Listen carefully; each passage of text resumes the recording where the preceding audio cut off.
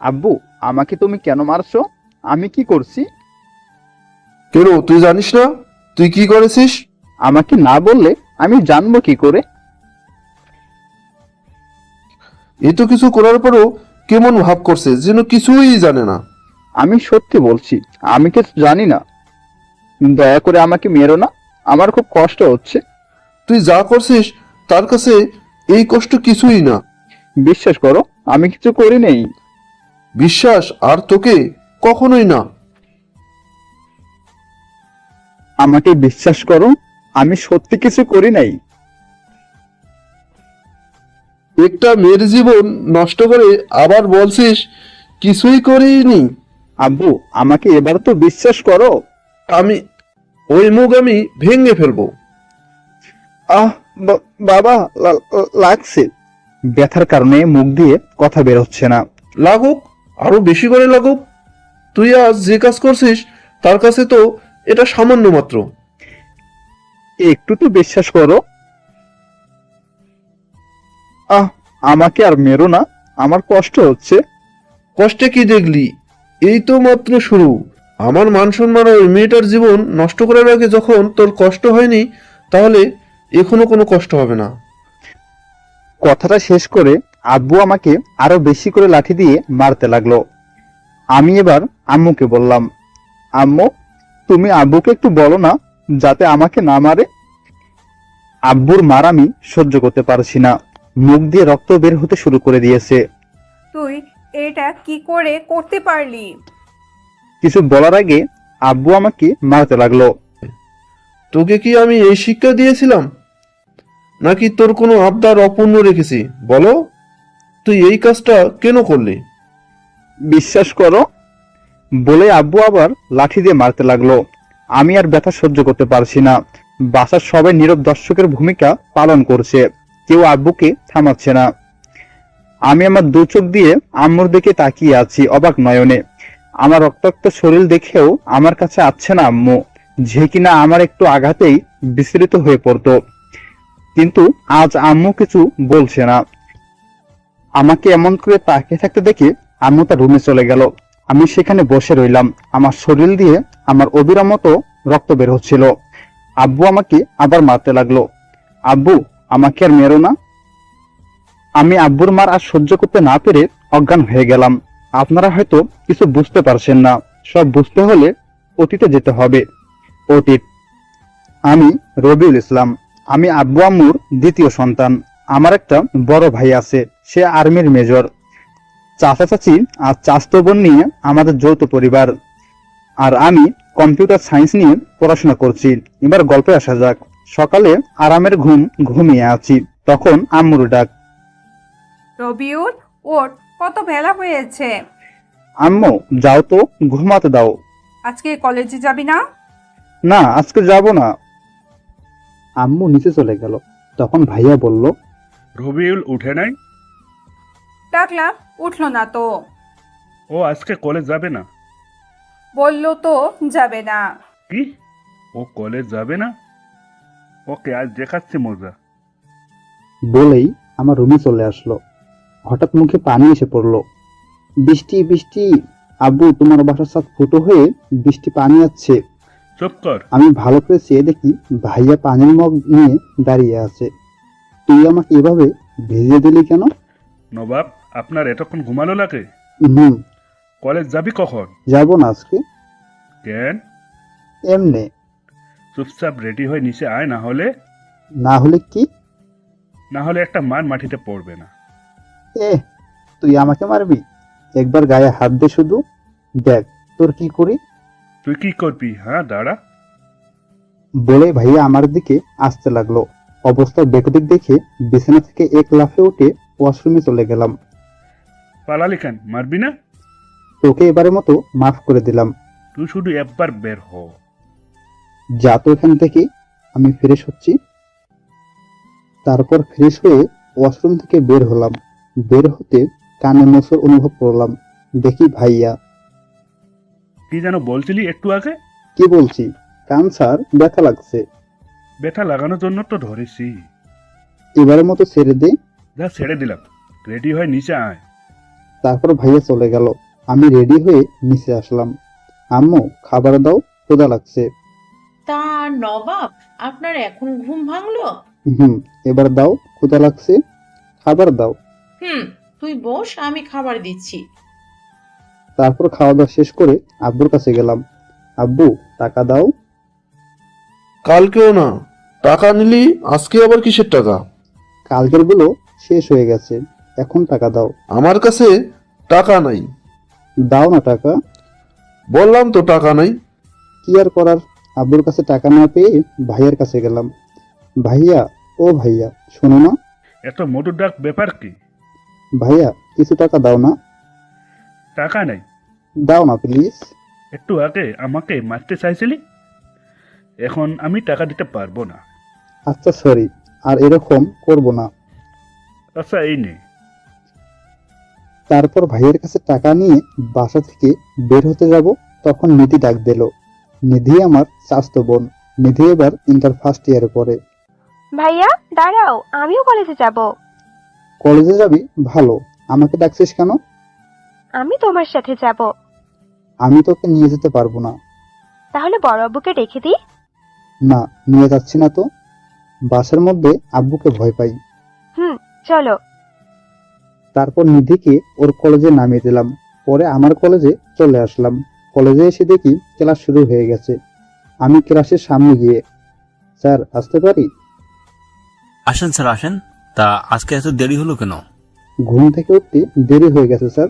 তুই কি কোনোদিন সময় মতো ক্লাসে আসবি না? আসবো তো। তা সেদিনটা কবে আসবে?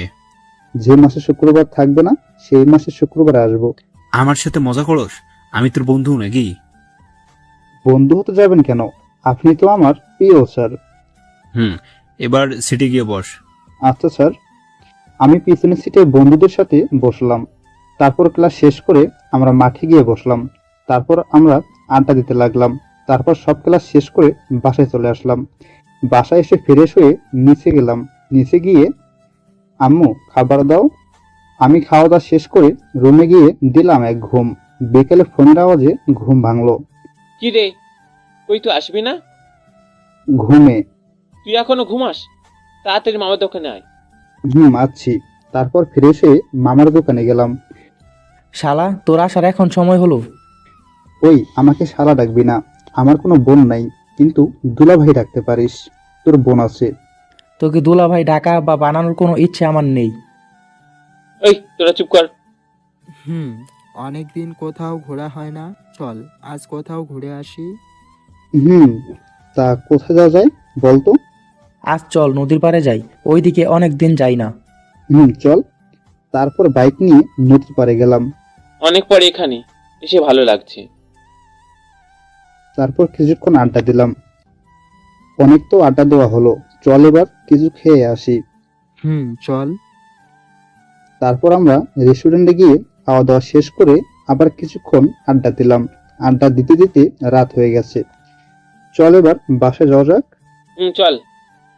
তারপর বাসায় চলে আসলাম। বাসায় আসতেই আব্বু। বাসায় আসতে এত দেরি হলো কেন? বন্ধুদের সাথে আড্ডা দিতে দিতে দেরি হয়ে গেছে। আচ্ছা, এরপর যেন দেরি না হয়। বলেই আমি রুমে চলে গেলাম। কিছুক্ষণ পর আম্মু খাবারের জন্য ডাকতে আসলো। রবিউ, নিচে খেতে আয়। আম্মু, আমি খাবো না, বাইরে থেকে খেয়ে এসেছি। তারপর আমি কম্পিউটারে কিছু কাজ করে ঘুমিয়ে পড়লাম। পরের দিন সকালে ফ্রেশ হয়ে নিচে গেলাম। কেন? তোমার তো আরো ছুটি আছে। ও আচ্ছা। তারপর খাওয়া দাওয়া করে আমি কলেজে চলে গেলাম। কলেজে গিয়ে দেখি ওরা সবাই আড্ডা দিচ্ছে। আমি ওদের কাছে গেলাম। আকাশ, আজ সূর্য কোন দিকে উঠেছে? কেন? ওই দিকে দেখ। ওদের কাছে গিয়ে, কি, সূর্য পশ্চিম দিকে উঠেছে? সূর্য পশ্চিম দিকে না উঠলে আজ তুই এত তাড়াতাড়ি কলেজে আসতে পারতি? আমার সাথে মজা নিস, দাঁড়া, বলে সাগরকে মারতে লাগলাম। ভাই থাম। আরো মজা করবি? না, এবার তো থাম। আমরা কিছুক্ষণ আড্ডা দিয়ে ক্লাসে গেলাম। ক্লাস শেষ করে বাসায় চলে আসলাম। আম্মু খাবার দাও, ক্ষুধা লাগছে। তুই বস, আমি খাবার দিচ্ছি। তারপর ফ্রেশ হয়ে খাওয়া দাওয়া শেষ করে ভাইয়া রুমে গেলাম। ভাইয়া কখন যাবা? এই তো কিছুক্ষণ পর। আচ্ছা। তারপর ভাইয়া সবার কাছ থেকে বিদায় নিয়ে চলে গেল। ভাইয়া চলে যাওয়ার পর আমি ঘুম দিলাম। এক ঘুমে রাত হয়ে গেল। ঘুম থেকে উঠে ফ্রেশ হয়ে নিচে এসে খেয়ে নিলাম। খেয়ে রুমে এসে রাফিকে ফোন দিলাম। আসসালামু আলাইকুম। ওয়ালাইকুম আসসালাম, কেমন আছিস? আলহামদুলিল্লাহ ভালো, তুই? আলহামদুলিল্লাহ। তা এতদিন পরে ফোন দিলি? একটা কাজ আছে। জানি তো, তুই কাজ ছাড়া ফোন দিস না। এবার শোন। বল। তোকে একটা ঠিকানা পাঠাচ্ছি, তুই সেখানে গিয়ে সেখানকার সিকিউরিটি কেমন সেটা দেখবি ভালো করে। তা দেখবি, কিন্তু এ নিয়ে তুই কি করবি? তোকে যা বলছি তাই কর, আর দেখতে থাক আমি কি করি। আচ্ছা। আর সাবধানে কাজ করবি। তা তোকে বলতে হবে না? তারপর আমি ফোন কেটে দিয়ে ওকে ঠিকানা পাঠিয়ে দিলাম, আর কম্পিউটারে কিছু কাজ করে ঘুমিয়ে গেলাম। সকালে রবিউল, ওঠ, কলেজে যাবি না? যাব। কখন যাবি? 9:35 বাজে। কি, তুমি আমাকে আগে ডাকবে না? আমি তোকে কখন থেকে ডাকছি। এবার সরো, ফ্রেশ হতে হবে।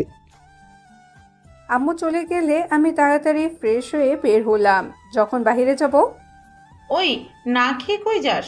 কলেজে। তো খেয়ে যা। না, এমনি দেরি হয়ে গেছে বলেই বাইক নিয়ে কলেজে চলে গেলাম। আজ দেখি স্যার ক্লাসে চলে গেছে। স্যার আসতে পারি? আয়। তা আজকে আবার দেরি হলো কেন? ঘুম থেকে উঠতে দেরি হয়ে গেছে। বুঝতে পারছি, যা তোর ছুটে গিয়ে বস। আমি পেছনে আকাশদের সাথে বসলাম। তারপর স্যার ক্লাস শেষ করে চলে গেল। আমরাও সব ক্লাস শেষ করে বাইরে আসলাম। চল ক্যান্টিনে যাই, সকালে কিছু খাই নাই। চল। তারপর ক্যান্টিনে গেলাম। কি খাবি বল, আজকে অনেক খাওয়াবে। আমি কেন খাবো? আমি বলছি তাই। আমার তো ঠেকা পড়ছে, তুই বললি আর আমি খাবো। তুই খাওয়াবি না তাই তো? ওকে ধর তো। কেন? ওই তোর ধরবে না বলে দিচ্ছি। তুই বললেই হলো। তারপর ওরা অনেককে ধরলো। আমি ওর মানি ব্যাগ, মোবাইল নিলাম। এবার ছেড়ে দে। এটা ঠিক করলি না। গুড, এবার বস, আর এখন খাবার অর্ডার দেই। তারপর আমি, সাগর, আকাশ ইচ্ছামতো খাবার অর্ডার দিলাম, কিন্তু অনেক তেমন কিছু অর্ডার দিল না। কিরে, তুই অর্ডার দিছিস না কেন? আমার ক্ষুধা নেই, তোরা খা। তারপর আমরা খাওয়া দাওয়া শেষ করে মাঠে আসলাম। এখন কোক খেলে ভালো হতো না? অনেক, যা কোক নিয়ে আয়। আমি আনবো কেন? আমি পারবো না। সাগর, এই নে ওর মোবাইল, ও কোক না আনলে দিবি না। মোবাইল দে, আমি আনছি। যা তাহলে নিয়ে আয়। যাচ্ছি। আগে আমার মানি ব্যাগ দে, আমার কাছে টাকা নাই। নে। তারপর অনেক কোক নিয়ে আসলো। আমরা কোক খেতে খেতে আড্ডা দিতে লাগলাম। আড্ডা শেষ করে বাসায় চলে আসলাম। বাসায় এসে কলিং বেল দিতেই আম্মু দরজা খুলে দিল। তোর কলেজ তো অনেক আগে শেষ হয়েছে, বাসায় আসতে এত দেরি করলি কেন? সাগরদের সাথে আড্ডা দিতে দিতে দেরি হয়ে গেছে। এবার যা, ফ্রেশ হয়ে আস, আমি খাবার দিচ্ছি। সকালে কিছু খাসনি, যা তাড়াতাড়ি। আম্মু, এখন খাবো না, বাইরে থেকে আসছি। আচ্ছা, ফ্রেশ হয়ে নে। তারপর আমি রুমে গিয়ে ফ্রেশ হয়ে ঘুমিয়ে পড়লাম। ফোনের আওয়াজে আমার ঘুম ভাঙলো। আমি ফোন রিসিভ করলাম। হ্যালো, কে? আমি রাফি। বল, কি বলবি? তুই যেখানকার ঠিকানা দিচ্ছিলি সেখানকার সিকিউরিটির সব ইনফরমেশন সংগ্রহ করেছে। আমি এতক্ষণ ঘুমাচ্ছিলাম, এখন ফ্রেশ হব। কিছুক্ষণ পর তোকে ফোন দিচ্ছি। তারপর ফ্রেশ হয়ে নিচে গেলাম। আম্মু, খিদা লাগছে। তুই বস, আমি খাবার দিচ্ছি। দাও। তারপর আম্মু খাবার দিল। খাওয়া শেষ করে আম্মু, আমি বাইরে ঘুরতে গেলাম। তা? আমি যখন বের হতে যাব তখন নিধি, ভাইয়া কই যাও? ঘুরতে যাব। আমিও যাব তোমার সাথে। না, তোর যাওয়া লাগবে না, তুই বাসায় থাক। না, আমি ঘুরতে যাব তোমার সাথে। না, আমি তোকে নিয়ে যেতে পারবো না। না, তুমি নিয়ে যাবে। পারবো না, যা সামন থেকে, আমি বের হব। এর মানে তুমি নিয়ে যাবে না? শেষবার বলছি, নিয়ে যাবে কি না? নিয়ে যাব না। দাঁড়াও, এবার তোর ব্যবস্থা করছি। বড় আম্মু, বড় আম্মু, ও বড় আম্মু। নিধি ডাকছিল কেন? তুমি এখানে আসো তাড়াতাড়ি। বল কিসের জন্য ডাকছিস? দেখো না বড় আম্মু, তোমার ছেলেকে ঘুরতে বাইরে নিয়ে যেতে বলছি, নিয়ে যাচ্ছে না। কিরে, তুই নিধিকে ঘুরতে নিয়ে যাচ্ছিস না কেন? আম্মু, আমার আসতে দেরি হবে তাই। তো কি হয়েছে, আমাকে ঘুরতে নিয়ে যেতে বলো। পারবো না। তাহলে তোর বাইরে ঘুরতে যাওয়া লাগবে না। এটা কেমন কথা?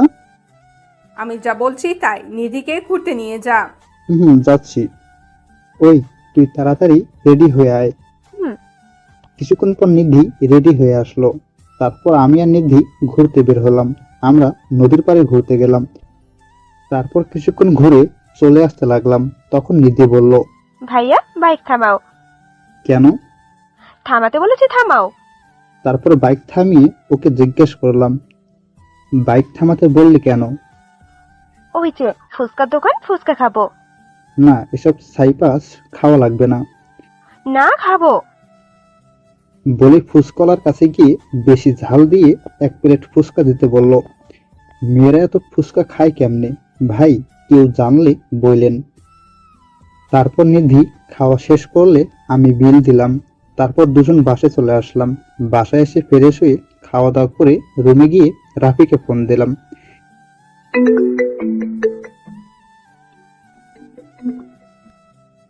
হ্যালো, বল। কি করিস? কিছু না। তো সেখানে সিকিউরিটি ব্যাপারে বল। তুই যে ঠিকানা দিছোস সেটা একটা ব্যাংক। ব্যাংকটা 5 তলা বিশিষ্ট। ও, ব্যাংকের সিকিউরিটি কেমন? সিকিউরিটি বলতে গ্রাউন্ড ফ্লোরে 6 জন ওয়াচম্যান আর চারপাশে 10টা সিকিউরিটি ক্যামেরা রয়েছে। আর 5 তলায় ব্যাংকের লকার রয়েছে, তাই সেখানে আলাদা সিকিউরিটি আছে। সেখানে শুধু ব্যাংকের কর্মচারীরা যেতে পারে, তাই আমি সেখানকার সিকিউরিটি সম্পর্কে বলতে পারবো না। আচ্ছা, ঠিক আছে। তারপর আমি ফোন রেখে দিয়ে কম্পিউটারের সামনে বসলাম। কম্পিউটারে আমি ডাক ওয়েবে প্রবেশ করলাম। সেখানে একজনকে একটা SMS পাঠিয়ে বের হয়ে আসলাম। তারপর ঘুমিয়ে পড়লাম।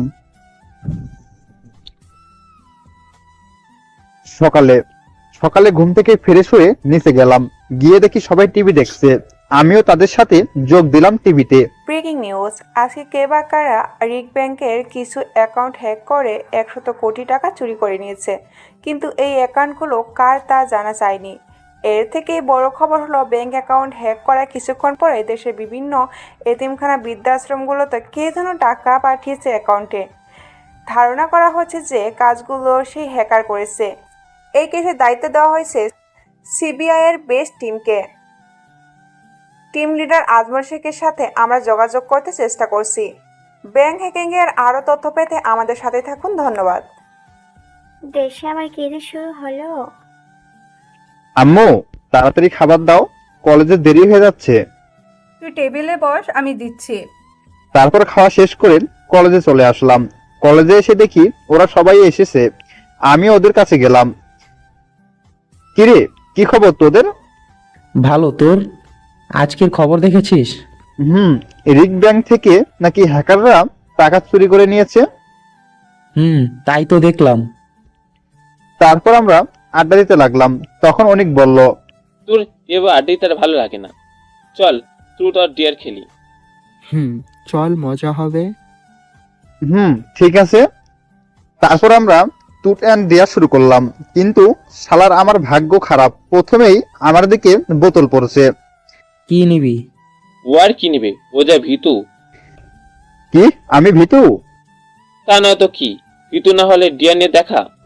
আচ্ছা ঠিক আছে, ডিয়ার নিলাম। কি ডিয়ার দিবি দে। এই যে লাল কালার ড্রেস পরে আছে না, ওকে প্রপোজ করতে হবে। কি? আমি পারবো না। তা বললে হবে না, তুই ডিয়ার নিছস, তা পূরণ করতে হবে। কি আর করার, আমি আস্তে আস্তে মেয়েটার দিকে যেতে লাগলাম। হারামির দলেরা আমার পিছে পিছে আসতেছে। মেয়েটার কাছে গিয়ে, এই যে শুনছেন, বলেন। একটু এদিকে আসেন। এবার বলেন। আমি হাঁটু গেড়ে মেয়েটাকে প্রপোজ করলাম। কি? আমি বন্ধুদের দিকে তাকিয়ে দেখি ওরা নাই। আসলে সরি, ওটা ডিয়ার ছিল। ও, বুঝতে পারছি। ধন্যবাদ। এটা বলেই আমি সেখান থেকে এক দৌড়ে ওদের কাছে গেলাম। আমার ডিয়ার কমপ্লিট, আবার শুরু কর। আবার বোতল ঘোরানো শুরু হলো। এবার অনেকের দিকে পড়ছে। কি নিবি? এবার বোঝাবো মজা তোকে।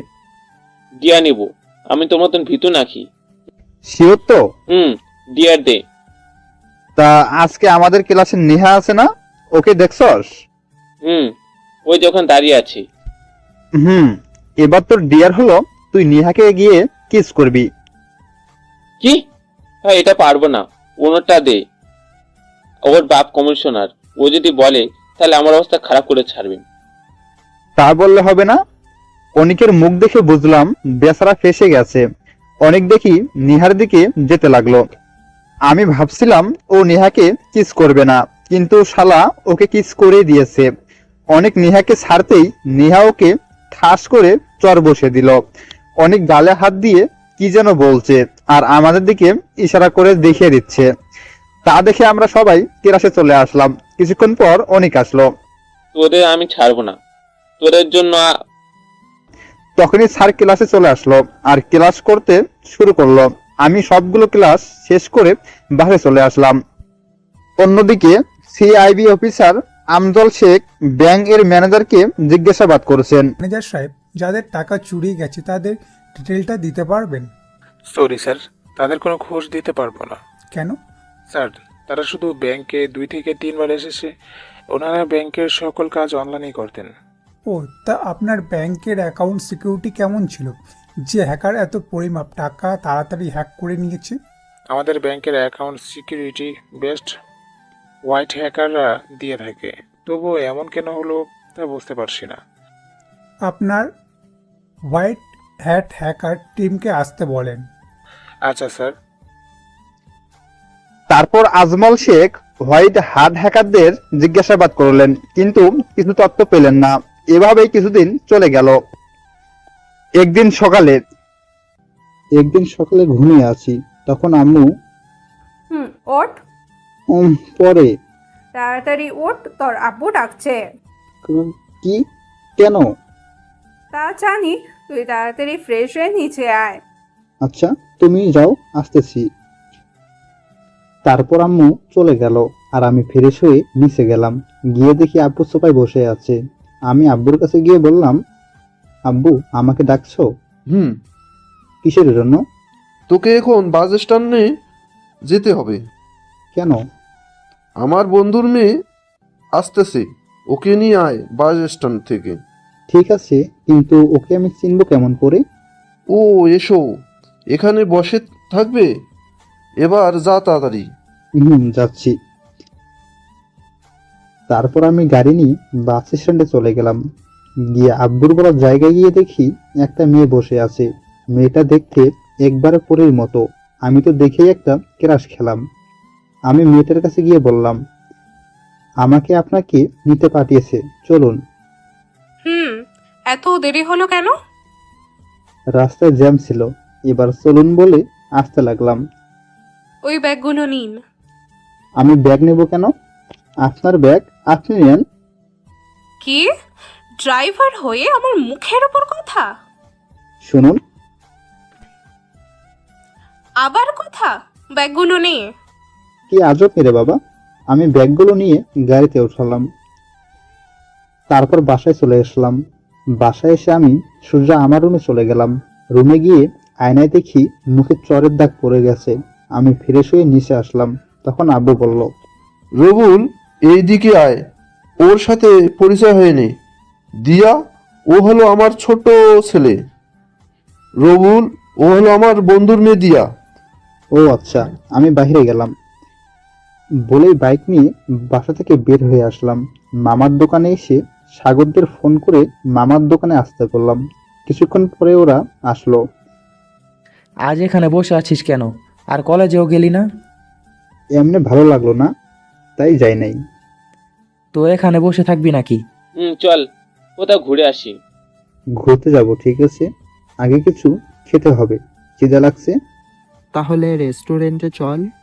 আমরা একটা রেস্টুরেন্টে গিয়ে হালকা নাস্তা করে ঘুরতে গেলাম। ঘুরতে ঘুরতে সন্ধ্যা হয়ে গেছে, তাই আমি বাসায় চলে আসলাম। ফিরে সে রুমে বসে আছি, কিন্তু ভালো লাগছে না, তাই ভাবলাম ছাদে যাওয়া যাক। যেই ভাবা সেই কাজ, ছাদে চলে গেলাম। হালকা বাতাসে ভালো লাগছে। হঠাৎ পেছন থেকে কে যেন বলল, সরি। পেছনে তাকিয়ে দেখি দিয়া। সরি কেন? সকালের ঘটনার জন্য সরি। ওকে। এখানে একা দাঁড়িয়ে আছেন কেন? এমনি ভালো লাগছে না তাই। ও, কিসে পড়েন? কম্পিউটার সায়েন্স সেকেন্ড ইয়ারে। আপনি? সেম, কম্পিউটার সায়েন্স থার্ড ইয়ারে পড়ি। তুমি আমার ছোট। হুম। তারপর কিছুক্ষণ নীরবতা। আমরা দাঁড়িয়ে আছি, তখন নীতি এসে বলল, তোমরা এখানে? আমি সারা বাড়ি খুঁজছি তোমাদের। আমাদের খুঁজতেছিস কেন?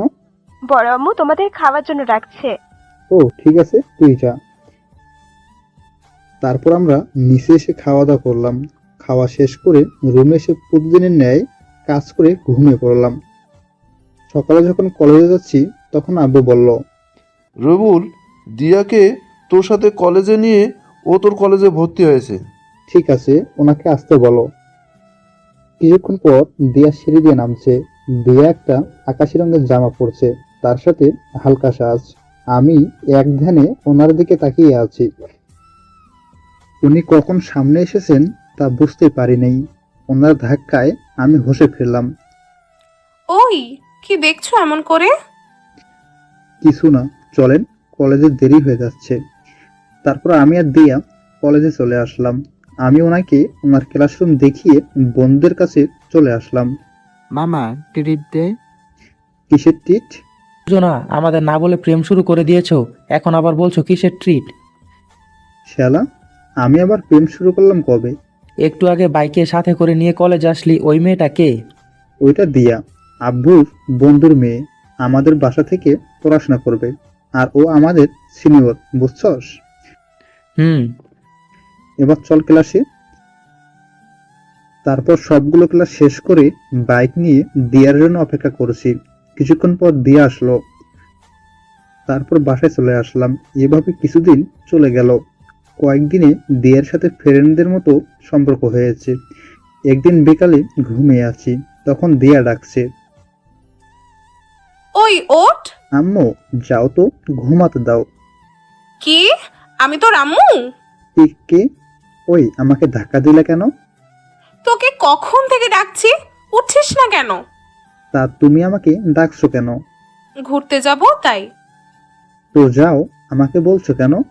তুইও যাবি তাই। আচ্ছা ঠিক আছে, তুমি রেডি হও। তারপর দিয়া চলে গেল। আমি ফ্রেশ হয়ে রেডি হয়ে নিচে গেলাম। কিছুক্ষণ পর দিয়া আসলো। আমরা পার্কে ঘুরতে গেলাম। ঘোরার সময় দিয়া বলল, ও ফুচকা খাবে? ফুচকার দোকানে গিয়ে এক প্লেট ফুচকা দিতে বললাম। দিয়া ফুচকা খাচ্ছে, হঠাৎ দিয়া বলল, ওই হা করো। মানে? তোকে হা করতে বলছি। কেন? আমি হা করলাম, ও আমার মুখে ফুচকা দিয়ে দিল। এবার খা। কি আর করার, জোর করে ফুচকা খেলাম। তারপরে বিল দিয়ে চলে আসলাম। বাসায় এসে খাওয়া দাওয়া করে শুয়ে পড়লাম। কিছুদিন ধরে ঘুমানোর সময় দিয়ার কথা মনে পড়ে। দিয়ার কথা ভাবতে ভাবতে ঘুমিয়ে পড়লাম। পরের দিন দিয়াকে নিয়ে কলেজে গেলাম। বন্ধুরা সবাই আড্ডা দিচ্ছে, আমি দিয়ার দিকে তাকিয়ে আছি। আকাশ বলল, ওই তুই দিয়া আপুর দিকে অমন করে তাকিয়ে আছিস কেন? না কিছু না। না, কিছু তো একটা আছেই। তুই ঠিক বলেছিস, ও কিছুদিন ধরে দেখছি ও শুধু দিয়ার দিকে তাকিয়ে থাকে। কি ব্যাপার বলতো? কিছু না। বলবি তুই কি? আমি মনে হয় দিয়াকে ভালোবেসে ফেলেছি। কি? ওকে এভাবে লুকিয়ে দেখতে ভালো লাগে, ওর পাশে থাকতে ভালো লাগে, ওকে নিয়ে ভাবতে ভালো লাগে। হ মামা, বুঝেছি। তুই ওর প্রেমে হাবুডুবু খাচ্ছিস। তো ওকে এ কথা বলবি কবে? আরো কিছুদিন যাক, তারপর না হয় বলবো। এবার ক্লাসে চল। তারপর ক্লাস শেষ করে বাসায় চলে আসলাম। কিছুদিন পর ভাবলাম দিয়াকে আমার ভালোবাসার কথা বলে দেব। তো দিয়াকে নিয়ে পার্কে গেলাম। কি রে, এখানে কি যেন বলার জন্য নিয়ে আসলি? তা না বলে এভাবে দাঁড়িয়ে আছিস কেন? তুমি একটু দাঁড়াও, আমি আসছি। আমি একটা ফুল নিয়ে এসে ওর সামনে হাঁটু গেড়ে, দিয়া, আমি তোমাকে প্রথম দেখায় ভালোবেসেছি। তোমাকে আমি আমার রাজ্যের রানী বানাতে চাই। আই লাভ ইউ দিয়া। রবিউল, উঠে দাঁড়া। তুমি আমার প্রশ্নের উত্তর দাও। শোন, তুই আমার থেকে ছোট, তোর সাথে আমার যায় না। আমি তোকে ভালোবাসি না, আমি তোকে একজন ভালো বন্ধু ভাবি। কিন্তু আমি তোমাকে ভালোবাসি। আমি তোকে ভালোবাসি না। বলে চলে যেতে লাগলো। আমি ওর হাত ধরলাম। তোর সাহস কি করে হয় আমার হাত ধরার? আমার হাত ছাড়। না, ছাড়বো না। আগে বলো ভালোবাসি। একটা ঝাড়ি দিয়ে হাত সরিয়ে নিয়ে চলে গেল। আমি সেখানে দাঁড়িয়ে আছি। কিছুক্ষণ পর বাসায় এসে পড়লাম। আজ খুব কষ্ট হচ্ছে। রুমে গিয়ে দরজা বন্ধ করে কান্না করলাম। কান্না করতে করতে কখন ঘুমিয়ে গেছি। যখন ঘুম ভাঙলো তখন দেখি ভোর 5টা বাজে। তাই ফ্রেশ হয়ে নামাজ পড়ে ছাদে গেলাম। ছাদে গিয়ে সূর্য ওঠা দেখলাম, ভালোই লাগলো। তারপর নিচে গিয়ে নাস্তা করে নিলাম। তারপর কলেজে চলে গেলাম। ওই দিনও ওকে প্রপোজ করলাম, কিন্তু তার বদলে চর উপহার দিল। এভাবে কিছুদিন চলে গেল। একদিন কলেজে এসে দিয়ার জন্য অপেক্ষা করতে লাগলাম। এর মধ্যেই দিয়া কলেজে আসলো। আমি ওর কাছে গিয়ে আই লাভ ইউ গোলাপগুলো দিয়ার সামনে এগিয়ে আমি। তুই তোর কাজগুলো থামাবি? কেন? কি কাজ করছি আমি? তোকে প্রতিদিন থাপ্পড় মারার পরও তুই আজকে আবার গোলাপ নিয়ে প্রপোজ করিস? এসব কি? আমি তোমাকে সত্যি ভালোবাসি। তুমি কেন বুঝতে পারছো না? বলছি না আমি তোকে ভালোবাসি না, তারপরে তুই কেন আমাকে বিরক্ত করিস? আমি তোমাকে সত্যি ভালোবাসি। তুমি যতই আমাকে মারো না কেন, আমি তোমার পিছু ছাড়ছি না। আর তুমিও আমাকে ভালো না বেসে থাকতে পারবে না। গালে হাত দিয়ে আমি ওখান থেকে ক্লাসে চলে আসলাম। পুরো ক্লাস শেষ করে বাসায় চলে আসলাম। এইভাবে আরো 6 মাস চলে গেল। আমি ভাবলাম ওকে আর একবার প্রপোজ করব, আর ওকে বিরক্ত করব না। পরের দিন কলেজে আমি দিয়ার কাছে গিয়ে ওকে প্রপোজ করলাম। দিয়া, আই লাভ ইউ। আসলে তোকে না প্রশ্রয় দিতে দিতে মাথায় তুলে ফেলেছি।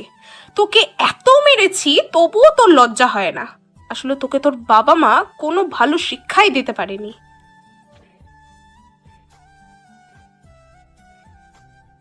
আমি তোকে ভালোবাসি, এরপরে বেহার মতো করছি শুধু তোকে ভালোবাসি বলে। আমি তোকে কতটা ভালোবাসি তা তুই বুঝতে পারলি না। আর আমার বাবা মাকে খারাপ শিক্ষা দেইনি, আমি শুধু তোকে ভালোবাসি বলেই জ্বালাতন করতাম। এখন থেকে আর কখনোই তোর সামনে আসবো না। আমি কলেজ থেকে বাসায় চলে আসলাম। আর ওকে বিরক্ত করব না। বাসায় এসে ঘুমিয়ে পড়লাম। অন্যদিকে দিয়াও ক্লাস না করে বাসায় চলে আসলো আর ভাবতে লাগলো এই চরের প্রতিশোধ কিভাবে নেওয়া যায়। আমি ঘুম থেকে উঠে ফ্রেশ হয়ে নিচে গেলাম। নিচে যেতেই, আচ্ছা, তো তাড়াতাড়ি কলেজ থেকে আসলি আর এসে রুমে চলে গেলি, কিছু হয়েছে? না এমনি মাথা ব্যথা করলো তাই চলে আসছি। আর ঘুমালাম এতক্ষণ। এখন কেমন লাগছে? ভালো লাগছে। এখন খাবার দাও। দিয়াকে ডেকে নিয়ে আয়, ও কিছু খায়নি। আমি পারবো না। আম্মু দিয়াকে ডাক দিল। তারপর খাওয়া দাওয়া শেষ করলাম। দিন চলতে লাগলো। এখন আর দিয়াকে বিরক্ত করি না, ওকে সবসময় এড়িয়ে চলতে চেষ্টা করি। একদিন দুপুরে রুমে শুয়ে আছি, তখন দিয়া আমার রুমে আসলো। এসেই দরজা বন্ধ করে দিল। কি ব্যাপার, আপনি আমার রুমে আর দরজা বন্ধ করলেন কেন? আরেকদিন আমাকে চর মেরেছিলি না, তার প্রতিশোধ নেব। মানে? দিয়া ওর জামা ছিঁড়তে লাগলো আর চিৎকার করতে লাগলো, বাঁচাও, বাঁচাও, প্লিজ, বাঁচাও। একটু পরে বাইরে থেকে আব্বু আম্মু দরজা ধাক্কাতে লাগলো। দিয়া দৌড়ে গিয়ে দরজা খুলে দিল আর আম্মুকে জড়িয়ে ধরে কান্না করতে লাগলো। দিয়া মা, কি হয়েছে? আন্টি, ও আমাকে। এখানে কি হচ্ছে আমি কিছুই বুঝতে পারছি না। আমি ওখানে ঠায় দাঁড়িয়ে রয়েছি। আব্বু আমাকে এসে লাঠি দিয়ে মারতে লাগলো, ঠাস ঠাস। এটাই ছিল আমার অতীত। যখন আমার জ্ঞান ফিরল তখন আমি নিজেকে আমার রুমে আবিষ্কার করলাম। আমি ফ্লোরে শুয়ে আছি, মাথাটা প্রচন্ড ব্যথা করছে। তখন আব্বু আসলো। এই ওট ওট বলছি, যা সম্মানটা নষ্ট করছিস। আব্বু বিশ্বাস করো, আমি কিছু করি নাই। যা সম্মানটা তো নষ্ট করছিস, আর কি বলবো।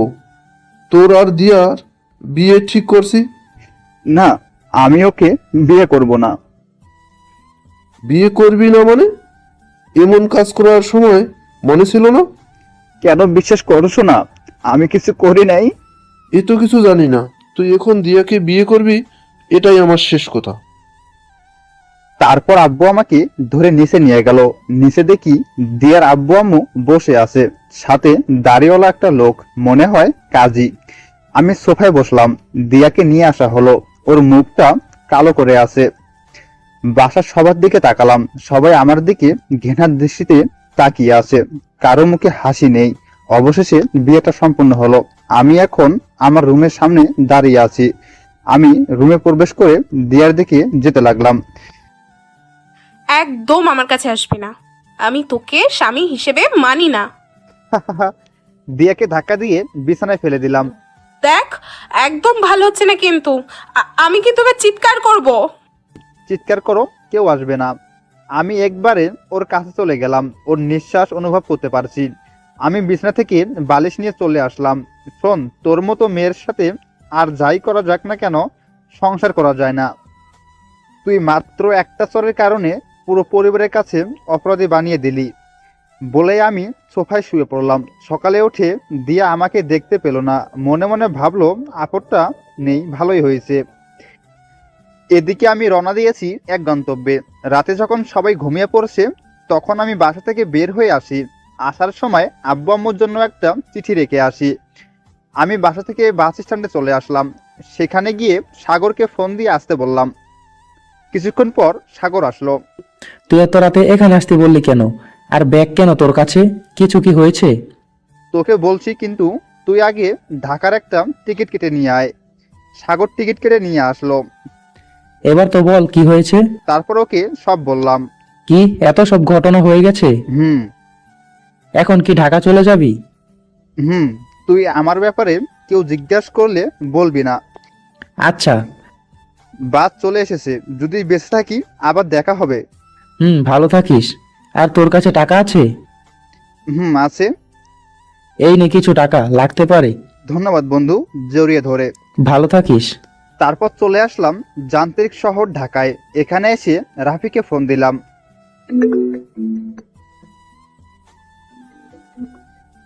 হ্যালো রাফি, কই তুই? আমি বাসায়। তুই বাস স্ট্যান্ডে আয়, আমি দাঁড়িয়ে আছি। তুই মজা করছিস? না, সত্যি বলছি। তুই তাড়াতাড়ি আয়। তুই 10 মিনিট অপেক্ষা কর, আমি আসছি। আচ্ছা। কিছুক্ষণ পর রাফি আসলো। কেমন আছিস? ভালো আছি। তুই? ভালো। তোর শরীরের অবস্থা এমন কেন? তোকে বাসায় গিয়ে বলবো। আচ্ছা। তারপর রাফির বাসায় চলে আসলাম। তোর রুমে গিয়ে ফ্রেশ হয়ে নে, তারপর কথা বলা যাবে। আমি রুমে গিয়ে ফ্রেশ হলাম। একটু পর রাফি নিচে যাওয়ার জন্য ডাক দিল। আমি নিচে গেলাম। এখানে আয়, কিছু খেয়ে নে। কিছু তো মনে হয় খাসনি। তারপর আমি খাওয়া দাওয়া শেষ করলাম। এবার বল, তোর শরীরের অবস্থা এমন কেন?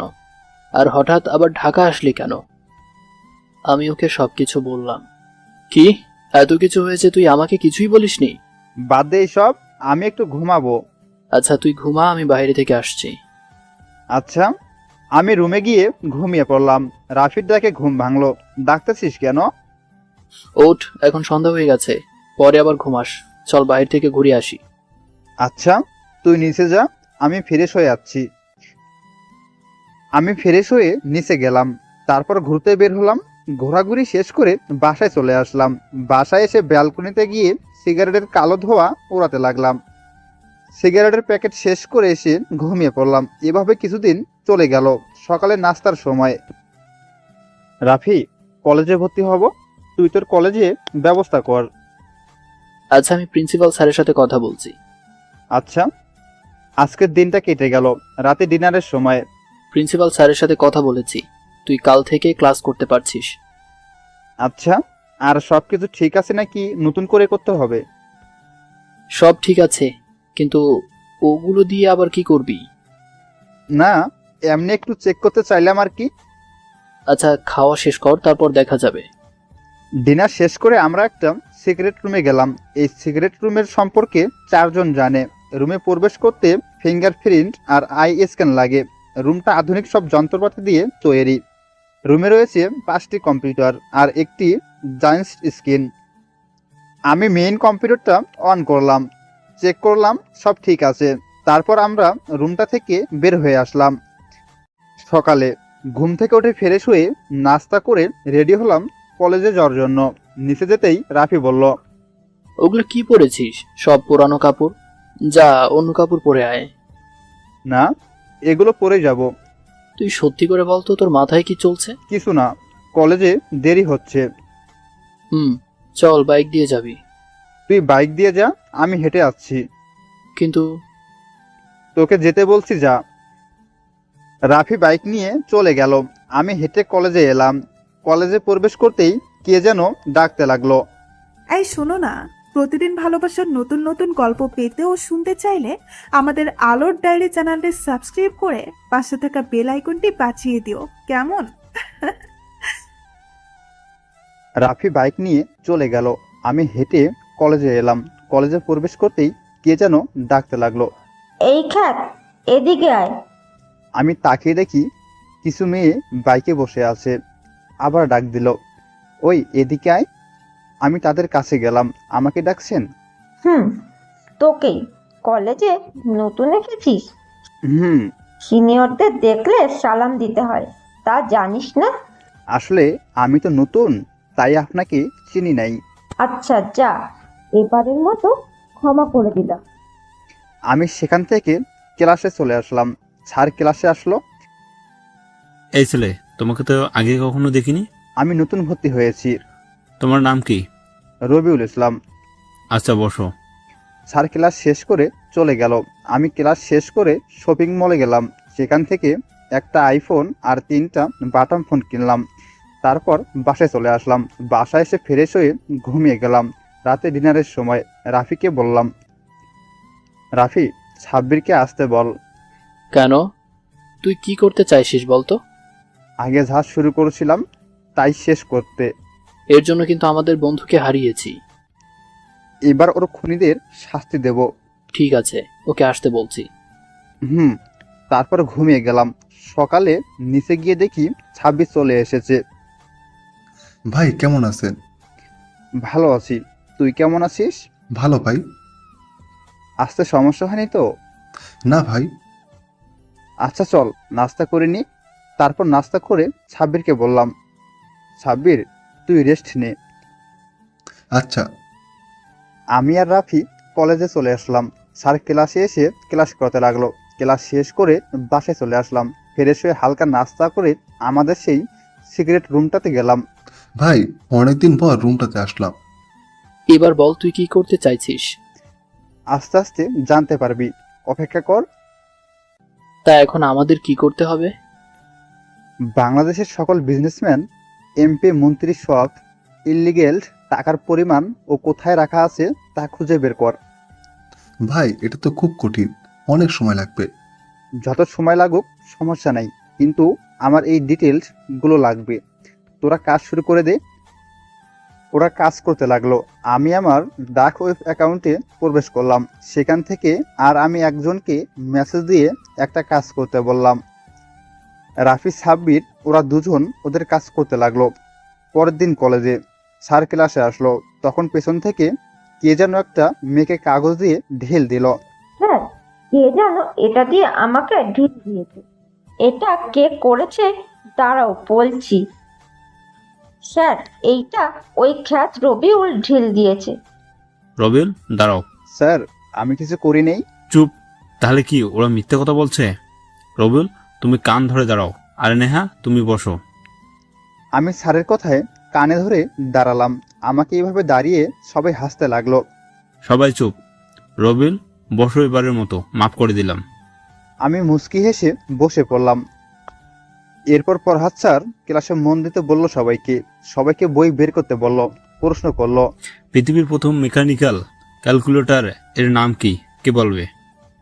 নেহা উঠে দাঁড়ায়। নেহা স্যারের দিকে তাকিয়ে বলল, প্যাসকালিন। ব্যাখ্যা দিতে কে পারবে? কেউ কোনো কথা বলছে না, সবাই চুপচাপ বসে আছে। স্যার নেক্সট প্রশ্নে যাওয়ার আগে প্রথম প্রশ্নের ডিটেলস বলতে যাবে, তার আগে আমি উঠে দাঁড়িয়ে বলতে লাগলাম, 1642 সালে ফার্সি গণিতবিদ ব্লাইস প্যাক্সেল তার বাবাকে ট্যাক্স এর গণনা কাজে সাহায্য করার জন্য প্যাক্সকালীন যন্ত্রটি তৈরি করেন। এই যন্ত্রটিকে আর্থমেটিক মেশিং বা প্যাক্সেলের ক্যালকুলেটর ও বলা হয়। এই যন্ত্রটি দিয়ে যোগ ও বিয়োগের কাজ করা যেত। প্যাক্সেলের যখন যন্ত্রটি আবিষ্কার করেন তখন তার বয়স ছিল মাত্র 18 বছর। বাহ, অনেক জানো তো তুমি। ধন্যবাদ স্যার। জন নেপিয়ার কত সালে লগারিদম আবিষ্কার করেন? প্রতি সেট নেপিয়ারের হাতে কতটি রোড থাকতো?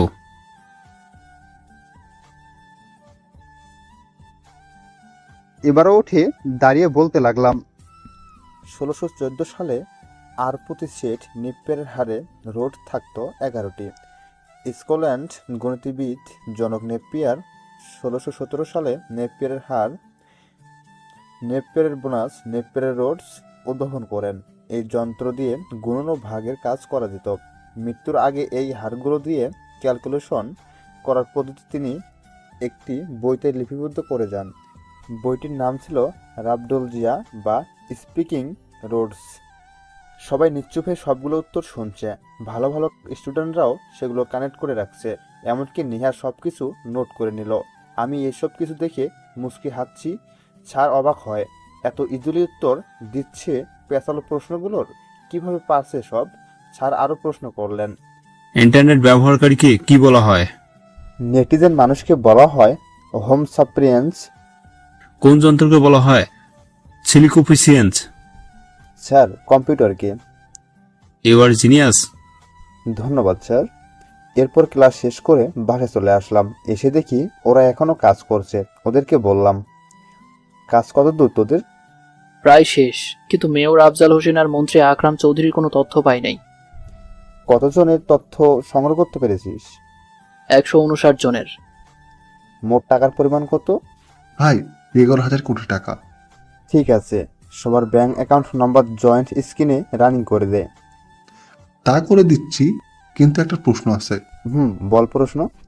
ভাই আপনি এতগুলো অ্যাকাউন্ট একসাথে হ্যাক করবেন কিভাবে? সবগুলো অ্যাকাউন্ট একসাথে হ্যাক করব কেন? তাহলে কিভাবে হ্যাক করবেন?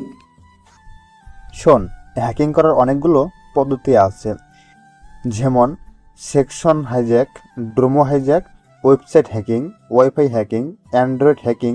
এগুলো ব্যবহার করে হ্যাকিং করা যায়। তবে সেকশন হাইজ্যাক হলো ভিকটিমের ব্রাউজারের কুকিজ চুরি করে তার সেকশনে পার্টিসিপেন্ট করা এবং অ্যাক্সেস নেওয়া। আবার একই নেটওয়ার্কে অবস্থিত দুটি বিভিন্ন ব্রাউজারের কুকিজ স্টিলিং দ্বারা তথ্য পেয়ে হার্ডপাস প্রোটোকলে ডাটা এনক্রিপশন চালু থাকলে তা অসম্ভব প্রায়। সেই কারণে এটি প্রচলিত। হ্যাকিংয়ের নাম শোনা যেত যে যখন ফেসবুক প্রোটোকল ব্যবহার করে ফ্রেন্ডশিপ হতে অন্য ফেসবুক আইডিতে অ্যাক্সেস নেওয়া যায়। আরও এটি হাইজ্যাকের কথা বলা যায়, সেটা হলো ডোমেইন হাইজ্যাক।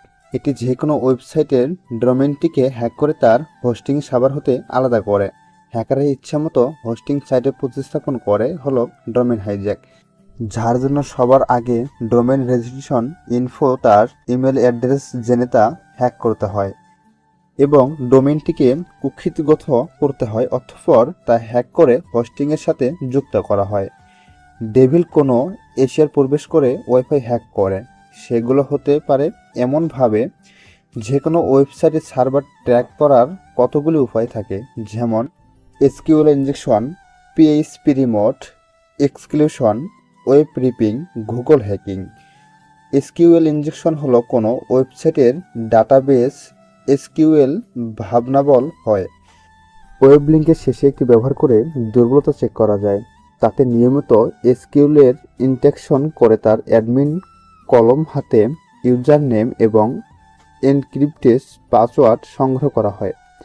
পরে ওই পাসওয়ার্ড ডিপ্লয়েড করা হয় এবং অ্যাডমিন প্যানেলের ফাইটার হতে অ্যাডমিন প্যানেল খুঁজে সেখানে ইউজার আইডি ও পাসওয়ার্ড দ্বারা পুরো সাইটের অ্যাক্সেস নেওয়া হয়। এমন এসকিউএল ইনজেকশন করার জন্য পিসি এবং অ্যান্ড্রয়েড ভার্সনের বহু সফটওয়্যার ও এক্সপ্রেস গুগল ঘাটলেই পাওয়া যায়। তথাপি ম্যানুয়ালি ব্রাউজারের ইউআরএল হতেও এমন ট্র্যাক করা যায় যা নিয়ন্ত্রণ সময়পক্ষে। আবার অ্যাডমিন প্যানেল ফাইন্ডার আউট করার জন্য পিউসির জন্য হাজিফ ছাড়াও অনলাইন বহু অ্যাডমিন প্যানেল ফাইন্ডার আছে। আবার ম্যানুয়ালি কেউ ইউআরএল অ্যানালাইসিস করে অ্যাডমিন প্যানেল খুঁজতে পারে। যদিও বা এই এসকিউএল ইনজেকশন পদ্ধতিটি একটু বিরক্তকর রকমের জটিল আর সময়পক্ষে, তবু এর জনপ্রিয়তা এবং ব্যবহার হ্যাকার সমাজে খুবই প্রসিদ্ধ। সামাজিক যোগাযোগ মাধ্যমে ফেসবুক। এখানে ফেসবুক সার্ভার হ্যাক করা, ফেসবুক আইডি হ্যাক এই বিষয় নয়, কিন্তু আমি যেভাবে কাজ করি সেটাতে কোনো অ্যাকাউন্ট নয়, যে কোনো ওয়েবসাইট বা সিস্টেম হ্যাক করি মনে কর। কিন্তু আমি যেভাবে কাজ করি সেটাতে কোনো অ্যাকাউন্ট নয়, যে কোনো ওয়েবসাইট বা সিস্টেম হ্যাক করি মনে কর। আমি যদি কোনো ব্যাংকে হ্যাক করি, তবে আগে সে ব্যাংকের অন্তর্ভুক্ত ওয়াইফাই হ্যাক করে নিজের কাছে সেটা রেখে দিই। এরপর ওয়াইফাই অফ করে দিই সেটা ল্যাপটপ পিসিতে কালি লিখেশন কিংবা অ্যান্ড্রয়েড টার্মিনাল কমান্ডা হতে উইন্ডোজ আইআর সিরাক নক apps controller apps wifi map Android save থাকা পাসওয়ার্ড শো করাতে আইএস ফিল্ড এক্সপ্লোরেট ফিল্ড মানাগেটস অ্যাপস পিসিতে সেভ থাকা পাসওয়ার্ড দেখতে উইন্ডোজ অ্যাডমিনিস্ট্রেশন কমান্ডা প্রোমেট ওপেন করে টাইপ করে থেকে নেটস ওলেন্ট 16 প্রোফাইল নেম ওয়াইফাই নামে SSID ক্যাফ খেলার, তাহলে পাসওয়ার্ড দেখতে পারে। পিসিতে উইন্ডোজ ওয়াইফাই কিংবা রাউটারের আইপি অ্যাড্রেস গেটওয়ে ডিফল্ট থেকে আমরা সার্ভারে, এর জন্য পরবর্তীতে ওই সার্ভারে প্রবেশ করতে সমস্যা হয় না। এছাড়াও আমি ব্রুট ফোর্স অ্যাটাক আর হিডেন স্ক্রিন রেকর্ডার অ্যাপস ব্যবহার করে কৌশলে ওয়াইফাই হ্যাক করি। আমি এই ওয়াইফাই হ্যাকগুলো করি ওদের সার্ভারে প্রবেশ করার জন্য। ভাই, আপনি কি এখন ওদের ওয়াইফাই হ্যাক করে তারপর কাজ করবেন? না, আমি এখন রিমোট অ্যাডমিনিস্ট্রেশন টোটাল এই ভাইরাস দিয়ে কাজ করব, যা ইঁদুরের মতো যে কোনো কম্পিউটারে প্রবেশ করে তার যাবতীয় এক্সপেক্স নিতে সক্ষম, যেন পিসির ক্যামেরা বা স্ক্রিন কাঁচা প্রসারিং ফাইল এক্সপেক্স বা অ্যালাইন সি করা সেল আপলোডিং পিসি কন্ট্রোলার ইত্যাদি। উদাহরণস্বরূপ ট্রোজান হর্স ভাইরাস, কোনো ফাইল ডাউনলোড আপলোড ডিলিট বা রিমেন্ট করা, ড্রাইভ ফরম্যাট করা, CD video room auto open করা, পিসিতে ভাইরাস বা ওয়ারম ছেড়ে দেয়, কিস্ট্রোক লক বাইপাস করা, পাসওয়ার্ড বা ক্রেডিট কার্ড নম্বর হ্যাক করা, ওয়েবসাইটের হোম পেজ হাইজ্যাক করা, অটো স্ক্রিন ক্যাপচার করা, ড্রাইভারে অটো করা, রান ডিলিট করা, ডেটাইভ টেক্সট বার বা কোনো ফাইল লুকিয়ে ফেলা, কোনো টেক্সট কমান্ডাবাহীভাবে প্রিন্ট করা, অটো সাউন্ড প্লে করা, মাউসের ক্যাপচারের অস্বাভাবিক নড়াচড়া, সংগৃহীত মাইক্রোফোনের সাউন্ড অটো রেকর্ড করা, ওয়েব ক্যামেরা মাধ্যমে অটো ভিডিও রেকর্ডিং করা ইত্যাদি অ্যাক্টিভিটি পারদর্শী। বিভিন্ন র্যাথ এর মাঝে উল্লেখযোগ্য: বিটফ্রন্ট, বন্দুক বাতক, প্রো আর র্যাট স্প্রাট, হ্যাকরাট, নেটবক্স, অপটিক্স, অটোপিক্স নকল করা, অমিতুয়ের ব্রাউন্ড, ইউরি রাট, পটসন, লাভিরাট, মাস্কের সব, 7 রাট, নিউক্লিয়াস রাট, নেটবক্স রাট, পুরাট, লাভি ইত্যাদি। এগুলো আমার কাজে লাগবে। এগুলোর মধ্যে ব্যাংক অ্যাকাউন্টের সার্ভারে প্রবেশ করব। এই ভাইরাসের জন্য ওদের ব্যাংক অ্যাকাউন্টে একটা করে কোড যাবে। সেই কোডগুলো আমার একটা ফেক ওয়েবসাইটের সাথে যুক্ত থাকবে। ওরা সেই কোড বসানোর সাথে সাথে ওদের অ্যাকাউন্টের সকল টাকা আমার ওয়েবসাইটে অ্যাকাউন্টে জমা হবে। ভাই, এতগুলো টাকা হ্যাক হলে কোনো পুলিশ কেস হবে না? না, হবে না, কারণ এগুলো ওদের ব্ল্যাক মানি। এই টাকার কোনো কেস করলে ওরা ফেঁসে যাবে, তাই এটা নিয়ে চিন্তা করা লাগবে না। কিন্তু এতগুলো টাকা রাখবি কেমন করে? কোনো অ্যাকাউন্টে এত টাকা রাখতে পারবি না। অ্যাকাউন্টে রাখবো না, ওয়েবসাইট থেকে ডাক ওয়েব অ্যাকাউন্টে বেট কোলেন্স হিসাবে রাখবো। যখন লাগবে তখন সেখান থেকে অল্প অল্প করে অ্যাকাউন্টে ট্রান্সফার করে তোলা যাবে। ভাই, হ্যাঁ আপনি জিনিয়াস। এবার তোরা জাগিয়ে ফ্রেশ হয়ে কিছু খেয়ে নে, আমি এখন কাজ করছি। তারপর ওরা চলে গেল। আমি সার্ভারে প্রবেশ করে ওদের অ্যাকাউন্ট কোড পাঠিয়ে অপেক্ষা করতে লাগলাম। এখন শুধু কোডটা বসানোর পালা, অপেক্ষা করতে লাগলাম। কিছুক্ষণ পর একজনের অ্যাকাউন্ট থেকে টাকা ট্রান্সফার হচ্ছে। একটু পরে দেখি প্রায় 80% টাকা ট্রান্সফার হয়ে গেছে। আমি টাকাগুলো আমার ডাক ওয়েব অ্যাকাউন্টে ব্যাংক বেট কোলেন হিসাবে জমা লাগলাম। 2 ঘন্টার মধ্যে সকল টাকা ট্রান্সফার শেষ হলো। এবার আমি সকল ডিভাইসে থাকা আমার ডাটা মুছে ফেললাম। তারপর সকল ডিভাইস সিকিউর করে বাইরে চলে আসলাম। তুই চলে আসলি কেন? টাকা ট্রান্সফার শেষ। কি ভাই, কাজ শেষ? তাহলে এখন তো আমরা কোটিপতি, এবার যা ইচ্ছা তাই করবো। শোন সাব্বির, জীবনে দুটো বিষয় কখনো কাউকে শেয়ার করবে না। প্রথমটা হলো নিজের স্ত্রীকে নিয়ে কখনো কথা কারো সাথে বলবে না, কারণ নিজের স্ত্রী হলো নিজের জীবনের অর্ধেক অংশ। সেই অংশকে নিয়ে কারো সাথে তেমন কিছুই বলবি না। আর একটা হলো তোর কাছে কত টাকা আছে সেটার গল্প কার সাথে বলবি না। এই দুটো সবসময় নিজের কাছে লুকিয়ে রাখবি। অন্য কেউ জানলে হয় তোকে পচতে হবে, না হয় দুটো যে কোনো একটা তোর থেকে হারিয়ে যাবে এবারের জন্য। বুঝতে পারছি ভাই। এখন ঘুমাবো। তারপর আমি রুমে গিয়ে ফ্রেশ হয়ে ঘুমিয়ে পড়লাম। সকালে ঘুম থেকে উঠে নাস্তা করে 3 জন ঘুরতে। অন্যদিকে যাদের টাকা আমরা চুরি করেছি তারা বেস্ট হ্যাকার হায়ার করে তাদের টাকা খোঁজ করতে লাগলো। এই সময় তারা টাকার খোঁজ পেল, কিন্তু কে কাজটা করেছে তা তাদের হুঁশ উড়ে গেল। স্যার, আমরা আপনার কাজ করতে পারবো না। যাদের টাকা চুরি হয়ে গেছে তাদের একজন। কেন? তোদের কি এমনি টাকা দিচ্ছি? স্যার, আপনাকে আমরা টাকা ফিরিয়ে দিচ্ছি। তোদের কি এমন হলো যে কাজ করবি না? আপনার টাকা সাধারণ কেউ চুরি করে নাই। সে চুরি করেছে, সে হলো আন্ডারওয়ার্ল্ড ব্ল্যাক শ্যাডো। ওনার সাথে লাগতে যাওয়া মানে মৃত্যু অবধারিত। হতে পারবো না ভাই। এদিকে আমরা বাইরে ঘোরাঘুরি করে রেস্টুরেন্টে খাওয়া দাওয়া করে বাসায় চলে আসলাম। পরের দিন কলেজে গেলাম। ফারাদ স্যার আসলেন। সবার সাথে টুকটাক কথা বলে উনি স্টাডি শুরু করলেন। আমাকে উঠে দাঁড়াতে বললেন। রবিউল, দাঁড়াও। জি স্যার। তুমি কি সবসময় পড়াশোনা করো? না স্যার। তাহলে এত কিছু কিভাবে জানো? এমনিতেই পারি। কম্পিউটার সম্পর্কে মোটামুটি ধারণা আছে। গুড। তাহলে বলো তো, পৃথিবীতে প্রথম কোন কম্পিউটারের স্টোরেজ প্রোগ্রাম কনসেপ্ট ব্যবহার করা হয়? একজাস্ট প্রথম স্টোরি প্রোগ্রাম এর ধারণা দেন জন নিউম্যান। ঠিক আছে, বসো। তারপর সবগুলো ক্লাস শেষ করে বাসায় চলে আসলাম। কিছুক্ষণ পর ফোনে কল আসলো। ভাই, মন্ত্রী মেয়রের খবর পাইছি। খুব ভালো, মেয়রকে তুলে নিয়ে আয়, আমরা রাতে আসছি। রাফি, বাইক বের কর। কেন? বের কর, এক জায়গায় যাব। তারপর রাফিকে নিয়ে জঙ্গলের রাস্তায় যাচ্ছি। রবিউল, এদিক কই যাচ্ছি? চুপচাপ বসে থাক।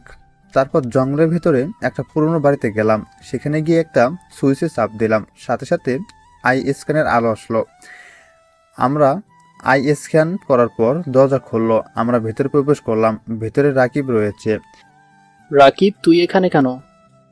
কি হলো বল? আমি ওকে আসতে বলেছি। কেন? আমাদের বন্ধুর প্রতিশোধ নেওয়ার জন্য। এখানে আসলি কেন তাহলে? রাকিব, ও কোথায়? ভেতরের রুমে ভাই। আমি, রাফি আর রাকিব মেয়রের কাছে গেলাম। মেয়র সাহেব কেমন আছেন? কে তুই? আমাকে এখানে নিয়ে আসছিস কেন? আমি কে তা জানতে হবে না। তুই তো সমস্ত টাকা আমাদের দিয়ে দে, তোকে ছেড়ে দেব। আমি তোদের টাকা দেবো কেন রে? ভালো করে বলছি, আমাকে ছেড়ে দে। আমাকে চিনিস না তোরা। তোকে এমনি এমনি ছেড়ে দেব?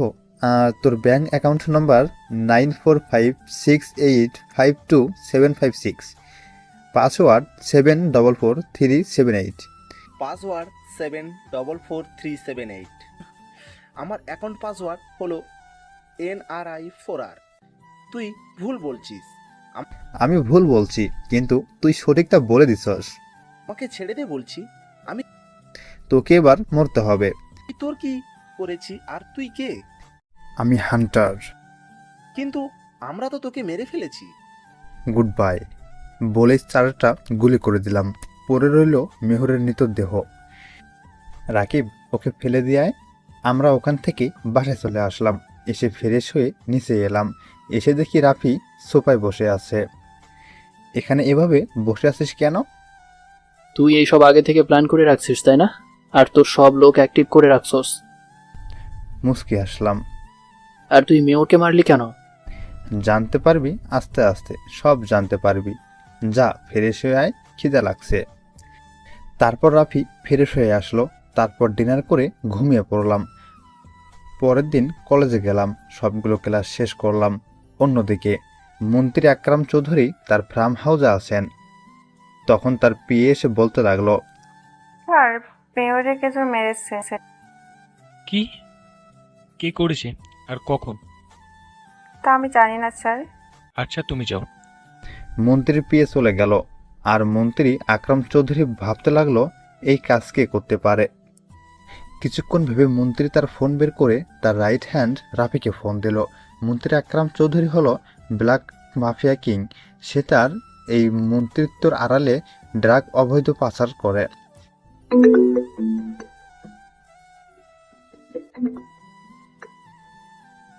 আসসালামু আলাইকুম বস, কেমন আছেন? ওয়ালাইকুম সালাম, আমি ভালো আছি। তুই? ভালো বস। অনেকদিন পর ফোন করলেন, কোনো কাজ আছে? মেয়র আফজাল খানকে কে কেন মেরে ফেলেছে? বস, এখন আমার কি করতে হবে? তোর কাজ যত তাড়াতাড়ি পারিস মেয়র এর খুনিকে খুঁজে বের কর। ঠিক আছে বস, আমি আমাদের আন্ডারকভার গুপ্তদের অ্যাক্টিভ করে দিচ্ছি। ঠিক আছে। এদিকে আমি বাসায় চলে আসলাম। এসে ফ্রেশে নাস্তা করে নিলাম। ওরা দুজন টিভি দেখছে। আমি ওদের কাছে গিয়ে বসলাম। কখন আসলি? কিছুক্ষণ আগে। তোরা খাওয়া দাওয়া করছিস? এই নে 2টা বাটন এগিয়ে দিয়ে। বাটন ফোন নিয়ে কি করব? ভাই, আমাদের তো ফোন আছেই। তোদের কাছে অ্যান্ড্রয়েড ফোন আছে, তা কিছুদিন ব্যবহার অফ রাখবি। কেন ভাই? আমাদের কাজ এখনো শেষ হয়নি। অ্যান্ড্রয়েড ফোন আধুনিক টেকনোলজি থাকায় কিছু সময়ের মধ্যেই অ্যান্ড্রয়েড ফোন হ্যাক করা যায়। আর আমাদের ফোন হ্যাক হলে আমাদের লোকেশন জেনে যেতে পারে। তাতে আমাদের কাজে সমস্যা হবে। আর বাটন ফোন তেমন কোনো আধুনিক টেকনোলজি না থাকায় ফোন হ্যাক হওয়ার সম্ভাবনা নাই। তাই তোরা বাটন ফোন ব্যবহার করবি এখন থেকে। ঠিক আছে ভাই। আমি ফোনে জিপিএস ট্র্যাক লাগিয়ে দিয়েছি। জিপিএস ট্র্যাকার কেন? আমার মনে হয় আমাদের উপর আক্রমণ হতে পারে। আমাদের আক্রমণ করবে কে? আমাদের তো কেউ চেনেই না। তবুও একজন আছে যে কিছু একটা করবে। কে সে ভাই? না থাক, কথা বলতে বলতে রাত হয়ে গেছে। এবার খাওয়া দাওয়া করে ঘুমিয়ে পড়। সকালে ঘুম থেকে উঠে ফ্রেশ হয়ে আমি আর রাফি কলেজে চলে আসলাম। আর সাব্বির ঘুরতে গেল। কলেজে একটা গাছের নিচে বসে আসছি দুজন। তখন একটা জিপে করে কিছু ছেলে আসলো আর গেটের সামনে দাঁড়িয়ে মেয়েদের ইপ্রিজিং করতে লাগলো। তখনই একটা মেয়ে বলল, হ্যালো মিস্টার। আমি তাকিয়ে দেখি নেহা। কিছু বলবেন? এভাবে কথা বলছেন কেন? আমি এভাবেই কথা বলি। আচ্ছা বাদ দেন, আমরা বন্ধু হতে পারি? ওকে বলেন বদ্ধ হতে পারে কিনা। রাফিয়ার আমি তো বন্ধুই। ও ভালো। আচ্ছা এবার বলেন বন্ধু হতে পারি? আচ্ছা, ক্লাসের সময় হয়েছে, এবার চলো ক্লাস করে আসি। তারপর সবগুলো ক্লাস শেষ করে বাসায় চলে আসলাম। অন্যদিকে রকি মেয়রকে মেরেছে তার কোনো খোঁজ পাচ্ছে না। এভাবে কিছুদিন চলে গেল। একদিন কলেজে আমি একা বসে আছি। আজ নেহা এখনো আসে নাই। আর রাফির কি যেন কাজ আছে, একটু পর আসবে। একটু পর দেখি নেহা আসছে, কিন্তু ছেলেগুলো নেহার সাথে বাজে ব্যবহার করছে। আমি বসে না থেকে ওদের কাছে গেলাম। ভাই মেয়েটার সাথে এমন ব্যবহার করছেন কেন? তুই কে আর তোর কথা মতো চলবো নাকি আমরা? তা না, কিন্তু মেয়েটাকে যেতে দিন। যেতে না দিলে তুই কি করবি? ভালো করে বলছি, ওকে যেতে দিন। তোকে আবার মারলাম, তুই কি করবি? আমার রাগ তো 1000 ভোল্টের মতো বাড়ছে। আমি হাত মুষ্টিবদ্ধ করে ছেলেটার নাকে ঘষে দিলাম। ওর নাক ফেটে গিয়েছে। আরও ছেলেগুলো তা দেখে আমাকে মারতে আসলো। একে একে সবাইকে মারতে লাগলাম। তখনই রাফি এসে আমার সাথে ছেলেগুলোকে মারতে লাগলো। থাক, আর মারিস না। ছেলেগুলো যাওয়ার আগে, তোদেরকে দেখে নেব, তোরা আমাদের চিনিস না। যা তো এখান থেকে। তারপর আমরা ক্লাস শেষ করে বাসার দিকে রওনা দিলাম। রাস্তায় হঠাৎ করে আমাদের বাইকের সামনে পেছনে 2টা জিপ এসে দাঁড়ালো। কিছু বোঝার আগেই মাথায় লাঠি দিয়ে আঘাত করলো। চোখ দুটো ঝাপসা হয়ে আসছে। আমি ফোনটা দিয়ে মেসেজ সেন্ড করলাম, আর কিছু মন নেই। যখন জ্ঞান ফিরলো তখন একটা বন্ধ রুমে আবিষ্কার করলাম রাফির মনে হয় জ্ঞান ফিরে নাই। আমি ওকে ডাকতে লাগলাম। রাফির জ্ঞান ফেরার পর, এখান থেকে বের হবি কেমন করে? চুপ করে বসে থাক। কিছুক্ষণ পর কিছু ছেলে রুমে আসলো। কিরে, তোরা আমাদের মারছিলি না? এবার দেখ তোদের কি করি, শুধু বসকে আসতে দে। কিছুক্ষণ পর একটা লোক আসলো। এই দুটা তোদের মেরেছে? বস, তোদের এত বড় সাহস, তোরা আমার লোকদের মারিস, এই রাকিব লোকদের মারিস, এর পরিণাম কি হবে?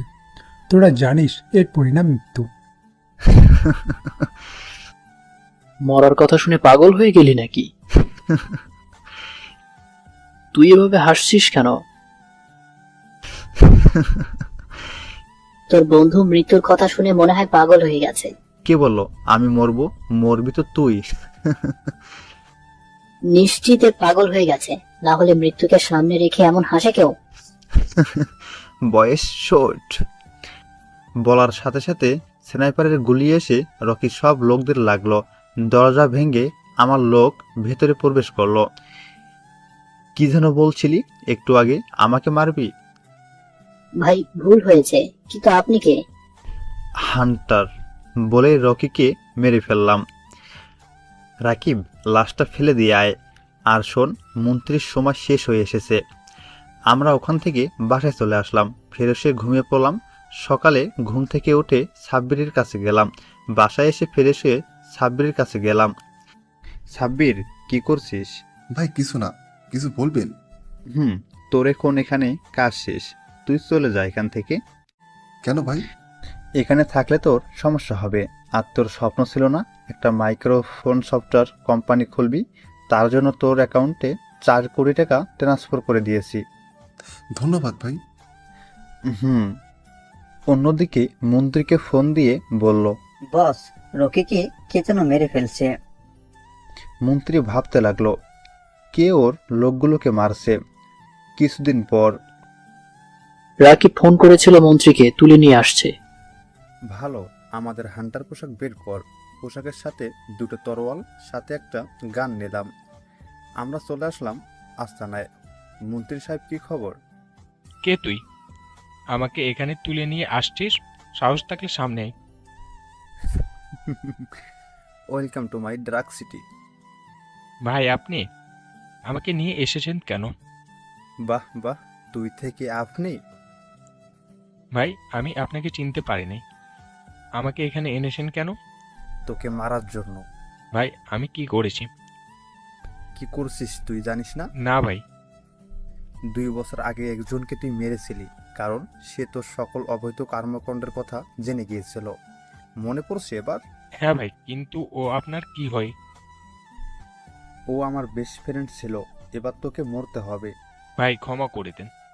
আমি আর কোনো অবৈধ কাজ করব না। তা বললে হবে না, তোকে মরতে হবে। ওকে আমি মারতে যাব, কিন্তু রাফি বলল, রবিউল, ওকে মারিস না, আমি ওকে মারবো। বলে আমার কাছ থেকে তরল দিয়ে এক টোপে ওর মাথা আলাদা করে ফেললো। রাকিব, তোকে যেভাবে বলছি ঠিক সেইভাবে মন্ত্রীর কাজ শেষ কর। আচ্ছা ভাই, কাজ হয়ে যাবে। বাইরে এসে চিৎকার করে বললাম, সৌরভ, আজ তোর হত্যাকারীকে শেষ করে দিয়েছি। তুই ওপারে ভালো থাকিস বন্ধু। আমরা দুজন বাসায় চলে আসলাম। সকালে উঠে নিউজ দেখি। Breaking news. আজ দিবারাত্রিতে মন্ত্রী আকরাম চৌধুরী ফার্ম হাউসে অগ্নি দুর্ঘটনা হয়েছে। অগ্নিকাণ্ডের সময় মন্ত্রী আকরাম চৌধুরী ফার্ম হাউসে ছিলেন, এতে ওনারও মৃত্যু হয়েছে। তা দেখে আমরা হাসলাম। 5 বছর পর এখন আমার কাছে সবকিছু আছে। আমার সেই টাকাগুলো দিয়ে একটা কোম্পানি তৈরি করি আর অনাথ আশ্রম আর বৃদ্ধাশ্রমে টাকা দিই। এখন আমি ছাদে দাঁড়িয়ে সিগারেটের কালো ধোঁয়া উড়াচ্ছি। আজ আব্বু আম্মুর কথা খুব মনে পড়ছে। তখন পেছন থেকে কাঁধে কেউ হাত রাখলো। এখানে দাঁড়িয়ে কি করছিস?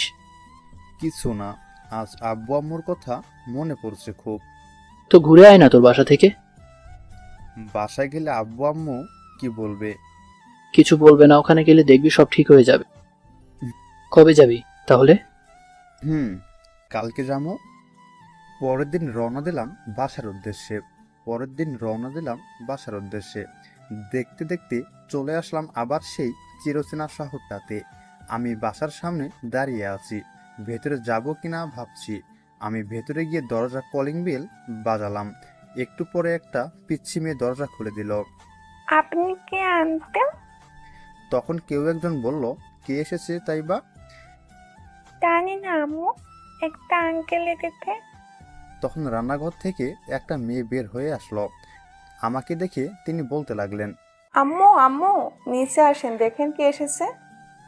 আমি ভাবতে লাগলাম আমার তো কোনো বোন নাই, তাহলে উনি কে আম্মু ডাকছে?